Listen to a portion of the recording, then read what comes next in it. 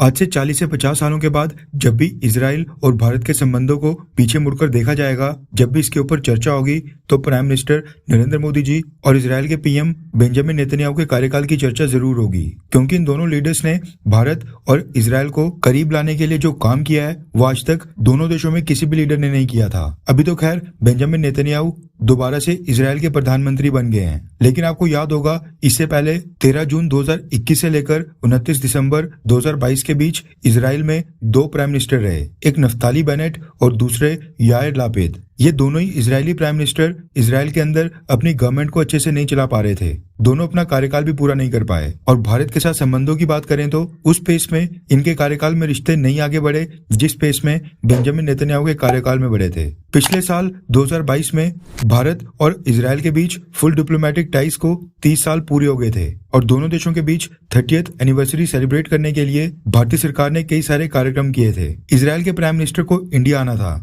जिसके लिए न्योता भी दिया गया था, लेकिन ना ही नफ्ताली बेनेट और ना ही यायर लापिड प्राइम मिनिस्टर रहते भारत आए थे और दोनों देशों के बीच डिप्लोमेटिक रिलेशंस की 30th एनिवर्सरी थोड़ी फीकी सी रह गई थी। भारत के पर्सपेक्टिव से देखा जाए तो बेंजामिन नेतन्याहू का इजराइल का प्रधानमंत्री यानी इजराइल का प्राइम मिनिस्टर बनना भारत के लिए फायदेमंद साबित होगा।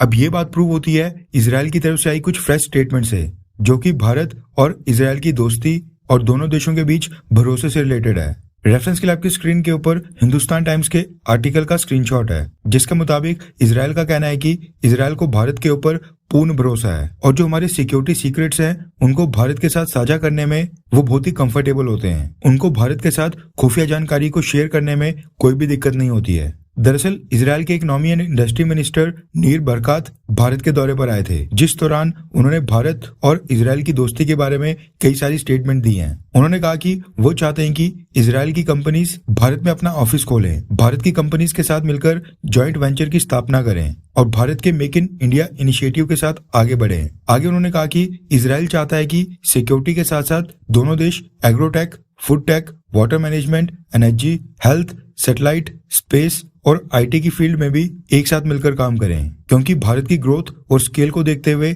हम भारत के साथ अपने संबंधों को प्रायोरिटी देंगे, यानी प्राथमिकता देंगे, और ये भविष्य के लिए उनकी स्ट्रेटेजी है। नीर बरकत ने आगे कहा कि इजराइल के लिए सिक्योरिटी एक बहुत ही बड़ा मसला है। इजराइल भारत के साथ अपने सिक्योरिटी टाइज को और भी मजबूत करना चाहता है। हम भारत सरकार और भारत के लोगों के ऊपर भरोसा करते हैं, इसलिए भारत के साथ अपने सिक्योरिटी सीक्रेट्स साझा करने में इजराइल को कोई भी परेशानी नहीं होती है। उन्होंने कहा कि जेविश कम्युनिटी और भारत के लोगों के बीच जो संबंध है वो हजारों साल पुराने हैं। इजराइल भारत के साथ सेफ और सिक्योर फील करता है। दोनों देशों के बीच जो पीपल टू पीपल और गवर्नमेंट टू गवर्नमेंट कनेक्शन है, रिलेशंस हैं, वो भी बहुत अच्छे हैं और अब समय आ गया है कि दोनों देश बिजनेस टाइज को भी इसी तरह से मजबूत करें। नीर बरकत ने आगे कहा कि हाइफा पोर्ट की मैनेजमेंट के बाद अडानी ग्रुप के इजराइल के अंदर और भी फील्ड्स में प्रेजेंस को बढ़ाने से इजराइल को कोई भी दिक्कत नहीं है। उन्होंने ये भी कहा कि इजराइल ने अपना हाइफा पोर्ट एक फॉरेन एंटिटी को हैंडल करने के लिए दिया है। ये इस बात का सबूत है कि हम भारत में अपने दोस्तों के ऊपर कितना विश्वास करते हैं।